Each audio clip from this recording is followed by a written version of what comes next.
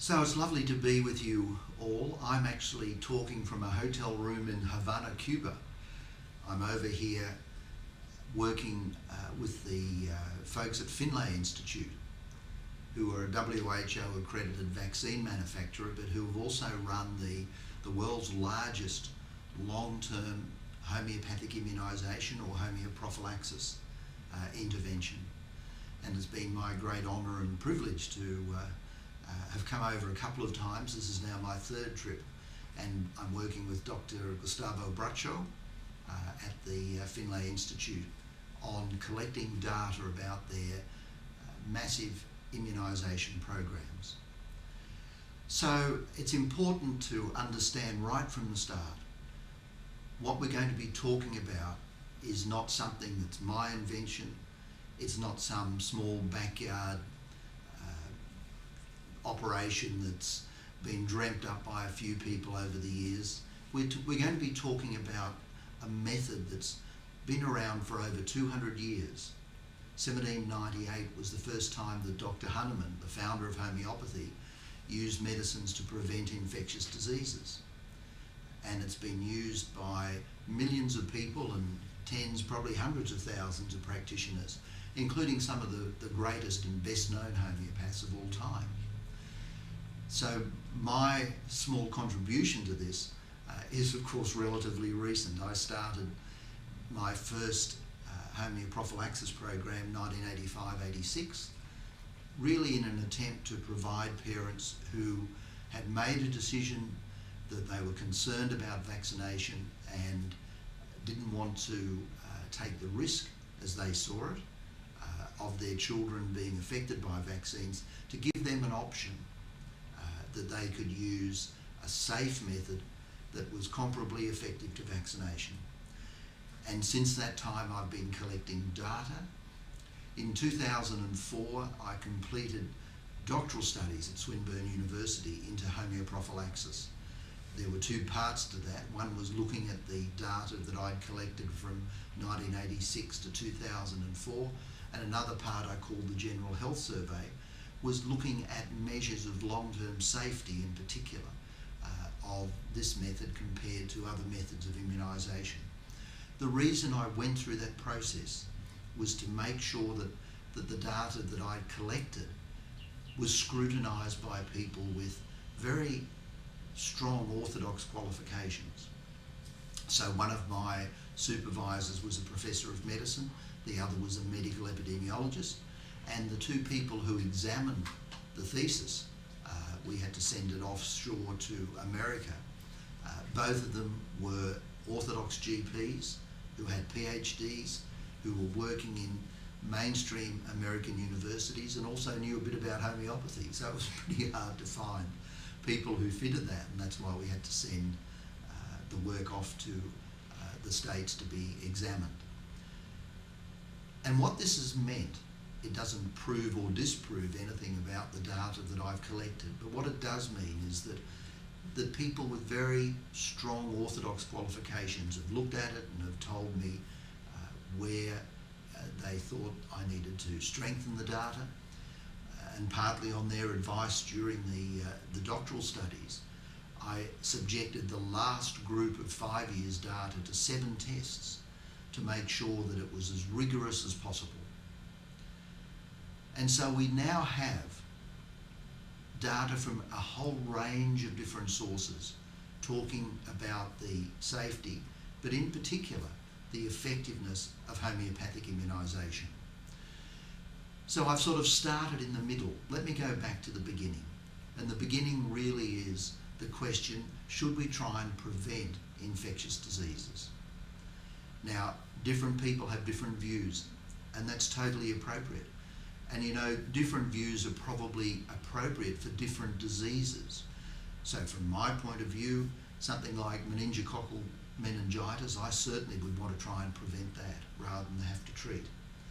But something like measles and mumps in a healthy child, they're very mild diseases. They're very easily treated using homeopathic medicines. So people can have different views about different diseases. The book that I've written, and which is now in its 7th edition, called Vaccination and Homeoprophylaxis, a review of risks and alternatives. The first part of the book starts off talking about the relative safety or danger of different diseases, and it hopefully will give you an opportunity to make some informed decisions about whether or not you want to prevent a particular disease.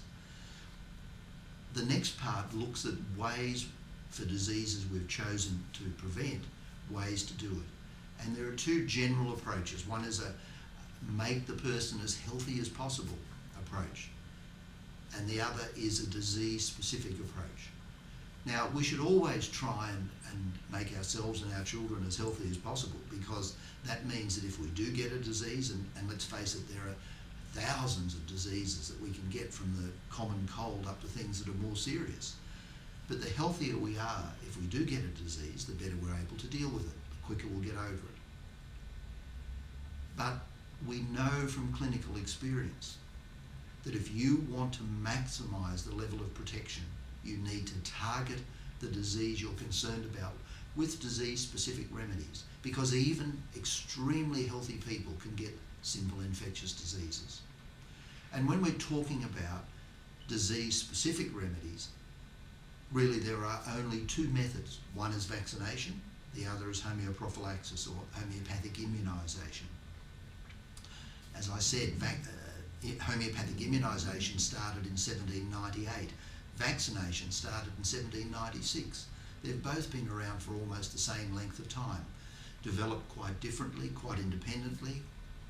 One was not an attempt to mimic the other, but the aim of both methods was the same, to try and prevent the coming on of distressing symptoms, and with some diseases possibly even more terrible consequences like death or permanent injury from the disease.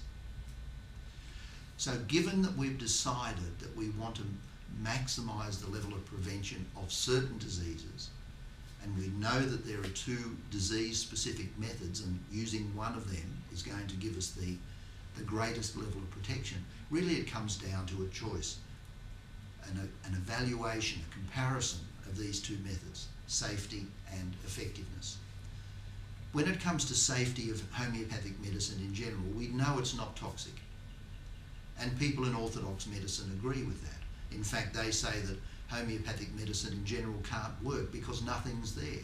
Well, of course, nothing can't be toxic.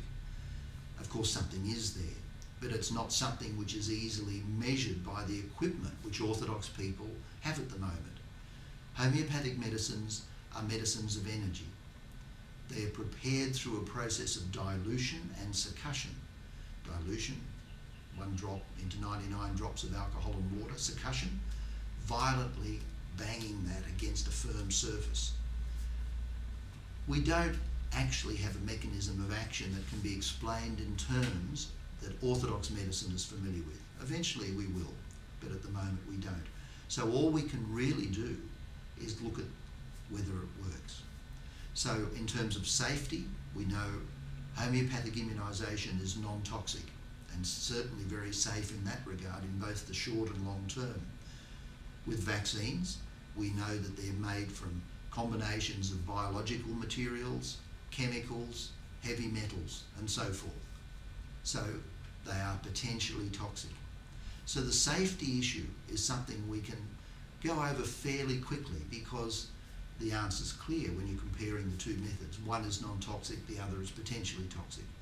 We actually don't know how the long-term effects of vaccines really play out, because no long-term studies have been done which look at the three things which are necessary to actually answer the question completely. So one, looking at a holistic analysis where we look at the intellectual, emotional, as well as the physical characteristics of children involved in the study. 2, looking at fully vaccinated and unvaccinated children. The problem is most studies look at partially vaccinated infants as well, and that really can bias the results. Someone who's only had one vaccine may have a totally different result to someone who's had half a dozen or more. And thirdly and finally, ensuring that the children in the study are age specific for the particular study. So if we're looking at chronic conditions, there's no point in having children who are 6 months or 1 year or even a couple of years old. We need children probably aged between about 4 to 14 years of age to ensure that there's time for chronic conditions to develop. So if we look at those 3 factors, then we really will be able to answer the question, is the long-term health of children affected by vaccines or not? To my knowledge, no studies which have looked at all of those 3 factors in the one study have ever been published in orthodox journals. So we really don't know the true long-term safety of vaccines. Therefore, we can say, okay, homeoprophylaxis is non-toxic, it's safe in the short term and then in the long term. Vaccination is potentially toxic. We know that there are very, very rarely severe reactions from death and permanent brain injury, but most of the time reactions are very mild and brief. We don't know the real long-term safety of vaccines. So let's have a look then at the effectiveness of homeoprophylaxis, because if we can establish a case that homeoprophylaxis is similarly effective to vaccination, then people will have a genuine choice. So I now talk about 4 types of evidence. First of all, historical evidence over 200 years, where people from almost every continent on the planet have used homeopathic immunisation. Now, that evidence is important, but of course it's not collected in a very tight, statistically controlled trial. So let's look at the evidence we do have relating to trials. So the second type of evidence we have is the short-term use in epidemic situations.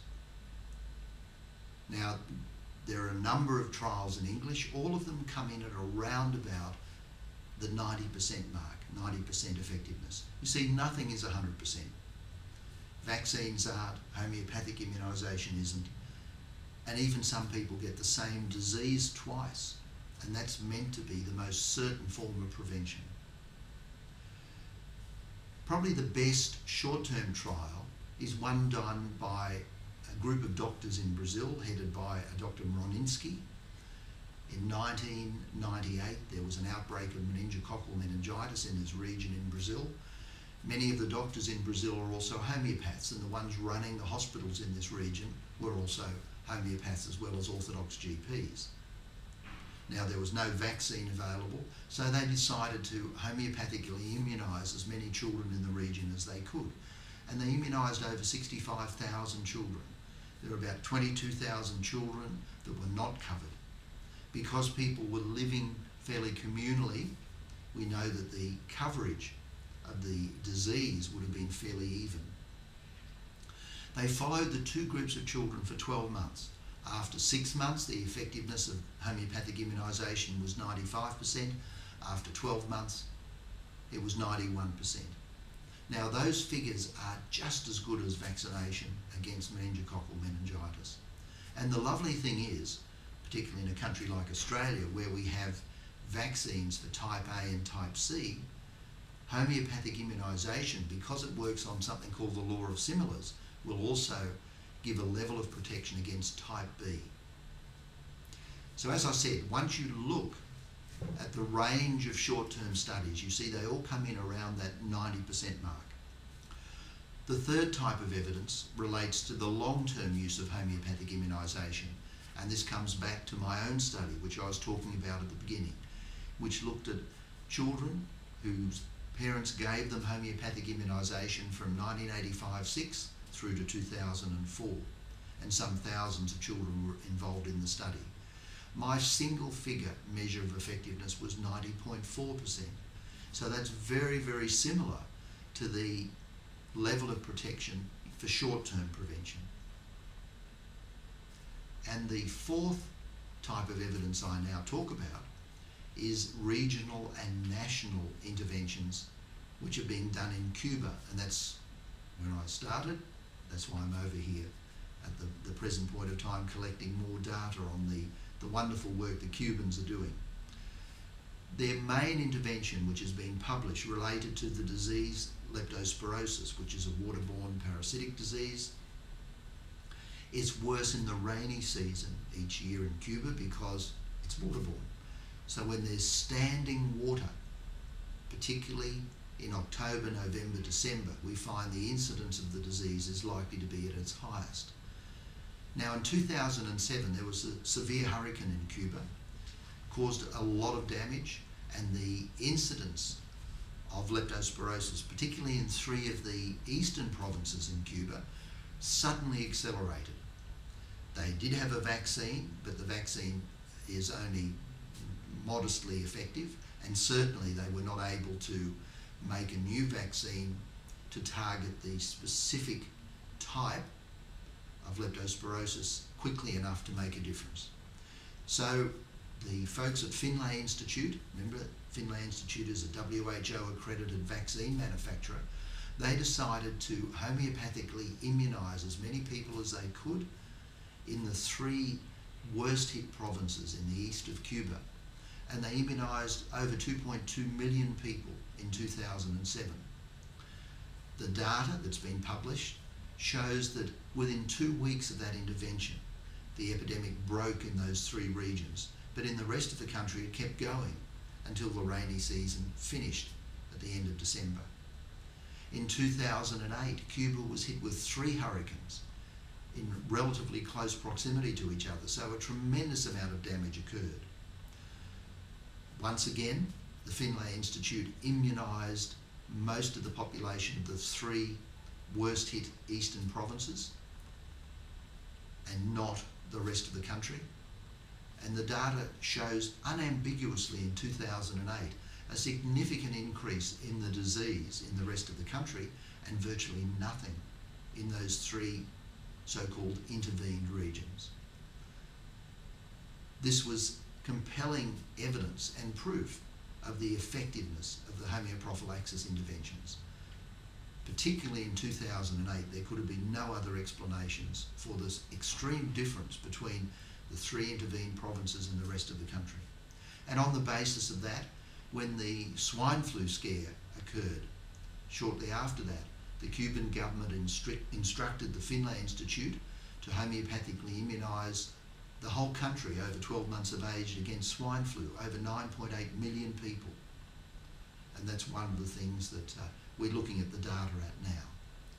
So we have 4 types of evidence looking at the effectiveness of homeopathic immunisation. It doesn't matter that we don't have an explanation which satisfies people in orthodox medicine. You know, let's face it, people in orthodox medicine used aspirin for decades without knowing the mechanism of action, but they used it, and quite appropriately, because they knew it worked. Well, we now have enough evidence, I believe, to say that we really do know homeopathic immunisation works. We look at the figures that we have at around about a 90% level of effectiveness, which is very comparable to the effectiveness of vaccines. And so what I'm saying is that parents have a choice. They've got 2 methods of disease prevention which appear to be comparably effective. One is potentially toxic, the other isn't. So parents have a real choice. Now, if you're someone who wants to get into the nitty-gritty of the data, then once again, the 7th edition vaccination and homeoprophylaxis is probably the best source that's available, looking at the Cuban data as well as all the other homeopathic data that we have, and comparing that with a lot of information about vaccination from orthodox medical journals. There's information out there if you want to read it, and it's a very difficult choice sometimes for people to make, but it's an incredibly important choice, and I wish you well in your research and your decision making. Thank you.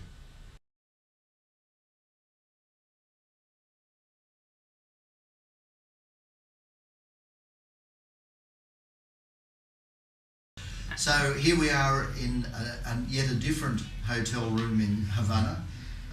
my daughter Sarah's room, who's doing the filming, and it's my very, very great pleasure to have my friend and colleague, Dr Gustavo Bracho from the Finley Institute, to have a quick chat about the wonderful work that's happening here in Cuba, because most people who are following the developments that are happening here see it as world-changing research and practical interventions. And this is one of the most important things to realise, that these are not theoretical trials. These are actually practical interventions that the people in Cuba are doing to save lives.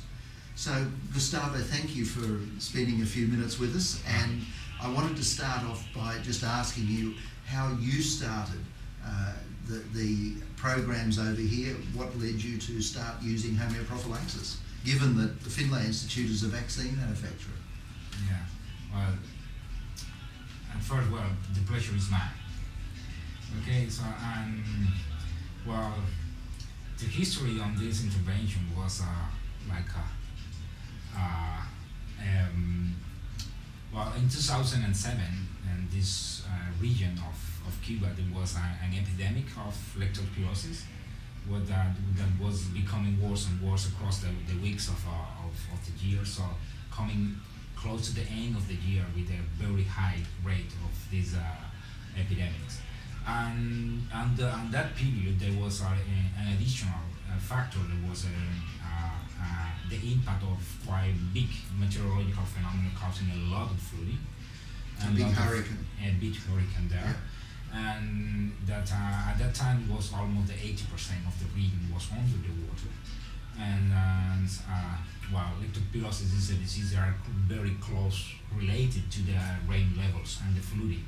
When you get flooding, you get an increase. So having the epidemics and having this big hurricane increasing, causing a sudden increase in on the risk, there was a potential, a very big danger of having an even worse epidemic, and having more and more people dying and suffering from this disease.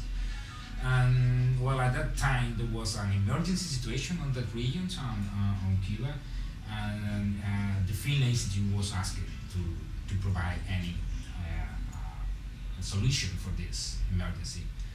And in fact, at that time, well, the Finley has been producing leptospirosis vaccines since 1993, and but at the point that the time point of this emergency, the amount of vaccines were ready to be applied at the Finley Institute was really small, only enough to vaccinate less than the 1% of the population. Was this a different strain of leptospirosis than in addition, previously? the vaccine is protecting against 3 strains of leptospirosis, but there was an additional strain circulating in that area that was not covered by these vaccines. So there was 4 strains on instead of 3 strains causing the epidemics. And the thing with vaccines, you've got to be very specific with the strains. Yeah, exactly. These vaccines is very specific against these 3 strains. So there is not any cross protection against any other strains. There is a little bit, but not enough to stop an epidemic. And in fact, yes, there was the situation at that point. And previously, the Finley Institute was trying to run a trial comparing homeopathic remedy made from leptospirosis strain and also from these strains. And the Finley Institute was well, in fact, we got a trial ready to start on that region by comparing the homeopathic remedy from this leptospirosis strain with the vaccine. So we were having 3 groups, 1 placebo, 1 homeopathically treated, and 1 vaccinated.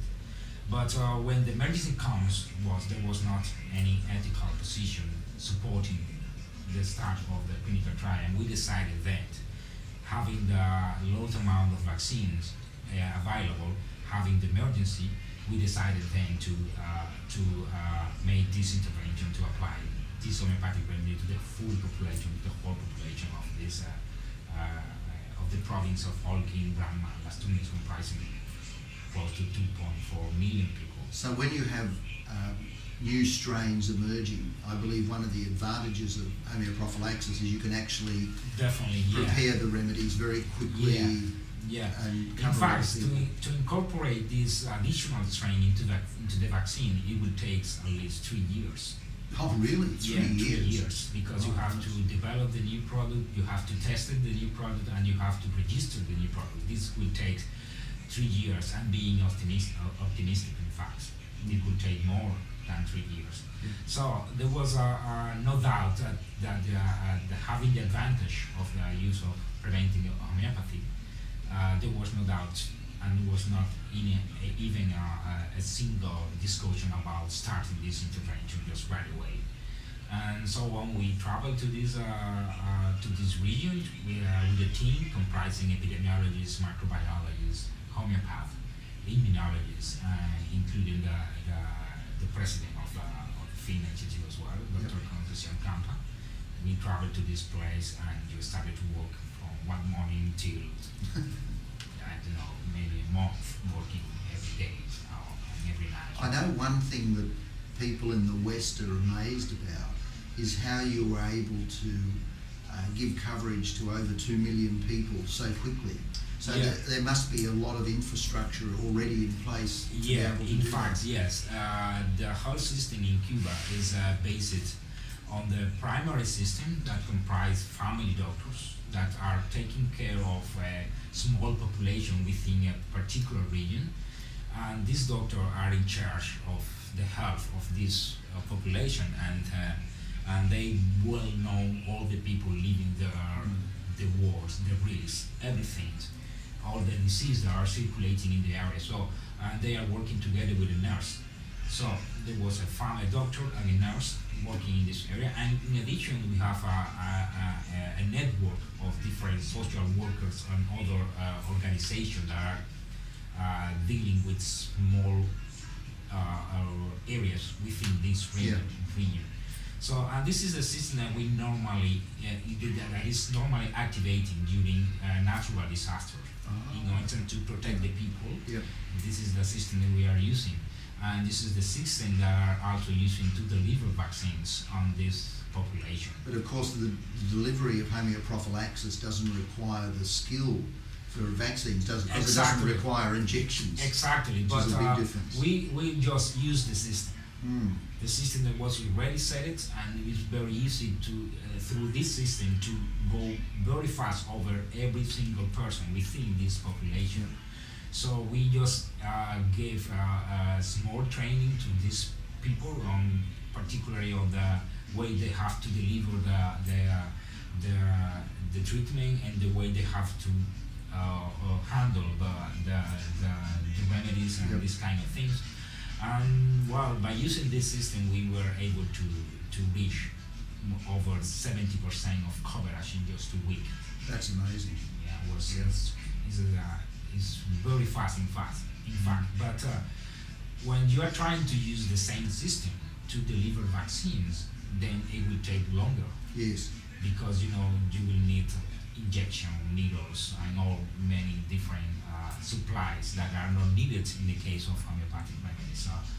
So the system works very fast, but it worked faster when delivering homeopathic remedies. So that was 2007 when you had that first big peak, but you also did another intervention in those 3 provinces in 2008. So what led you to do that again in 2008? Yeah, in fact, we were following let's say some. Well, in fact, we reviewed some of the reports about speaking about this kind of homeoprophylaxis. And in fact, we delivered the first treatment. It was that with the 200 potency, and we decided to get like a booster treatment in 2008 with using a 10M potency. So, and in fact, we decided to start the boosting treatment just before the rain season, the heavy rain season. So we started in around August 2008, and it was ended very close to the 10th of September. Because you had three bad And hurricanes in a row in 2008. Yeah, in addition, we got three really big hurricanes. So that intervention in 2008, you did that actually before the hurricanes hit. In fact, it was started after the first hurricanes, Oh, okay. and was finished Yeah. after a couple of weeks after the last one. Yeah. Oh, okay. Yeah. So it was over the period of the hurricanes. Over the period of the And I mean, when you look at the data, to me, 2008 experience is even more dramatic than 2007 because, I mean, in the rest of the country there was a big increase and then fell again by the end of December, which is the typical pattern. But in the three intervened regions, there was hardly any incidents at all. In fact, to me, 2008 is more significant than 2007. Yeah. Because in 2008 we get, let's say, higher risk compared with 2007. Yep. Because we were having the bacteria circulating in the area, so we still have the potential danger of people getting the infection. But at the same time we get more damage because of the hurricane. We get more all the infrastructure of sanitary infrastructure, health infrastructure, all the environment was more damaged than compared with 2007, because in 2007 we get flooding areas, but in 2008 with flooding areas we get a massive damage to the forest and to the buildings, to the water supplies, to the power supply, to everything. I remember my first visit to Cuba was in December 2008 when you held the NOZODES 2008 conference, and you kindly invited me over, and we were told that the country was still recovering in terms of food production and everything like that from those massive hurricanes a month or two earlier.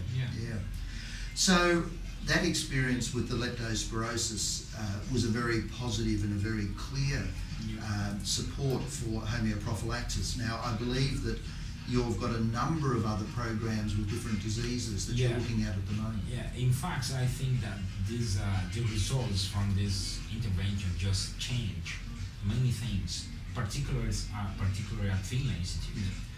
And in fact, we are at the moment we have many other different projects. We already just finished an intervention, another bigger intervention in 2009, 2010, against some respiratory diseases, particularly the influenza and pneumonia. In fact, we are still looking for the data and to analyze the data because we have to wait a little bit. But we are also running projects on dengue and conjunctivitis and hepatitis as well. Hepatitis A. Yeah. And in fact now, the Finley Institute, apart of being a vaccines research and production center, now we got a very big department for natural and homeopathic products, with very good facilities dealing with different specialities, including microbiology, molecular biology, and many other things, just working in develop natural and homeopathic products. And at the same time, we are hitting many other projects instead of to extend the homeoprophylaxis approaches to many other diseases and many other regions. I mean, as a homeopath, I know that my colleagues and I around the world, and you know, your intervention over here is being followed by homeopaths all around the world. I know one of the amazing things for us is that the people who are leading it are orthodox scientists, you know, with all the qualifications you've just listed. It's not just a bunch of crazy Cuban homeopaths. It's actually a very, very orthodox scientific approach to, you know, the problems that you have here. And in many ways that sort of lends a credibility to what you've done that hasn't existed previously in other interventions, which have mainly been run by homeopaths. Well, in fact, it was most of the team even the team that runs the intervention and the team that were involved in the analysis and the publication of the results, most of them are Orthodox scientists. And in fact, there was a general feeling that we were going to this region to start this intervention because we think that at least we were trying to give any solution for the emergency. But in fact, all the people working there was a little bit skeptics about what is going to happen. Only a few homeopaths that was working with us was fully confident about it, but most of the rest of the team was just in the way, thinking in that way that they were trying to provide a solution, but they were looking very carefully and very skeptic on the data and see what happened. But now, everybody from that team are fully convinced, and in fact they are promoting and working very hard in trying to extend it because they will get fully convinced were looking at the data.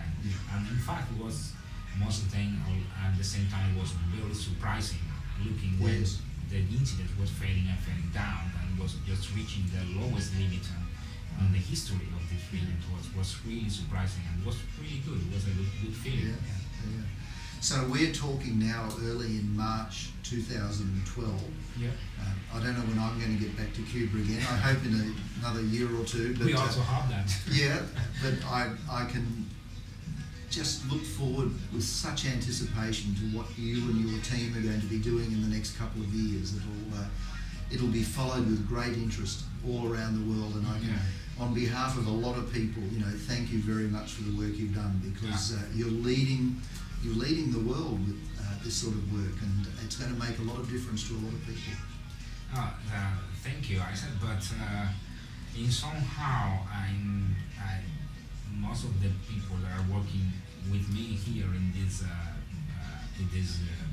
project, most of them they didn't realize in fact what they are doing, including me. So every time someone say me you are doing something really big and really interesting for everybody, I say but I don't know exactly what that means.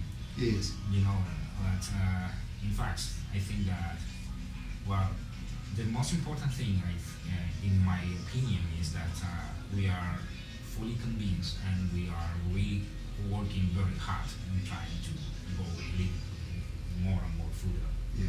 That's fantastic. Thank you so much, Gustavo. My pleasure. Thanks to you for being here. Thank you.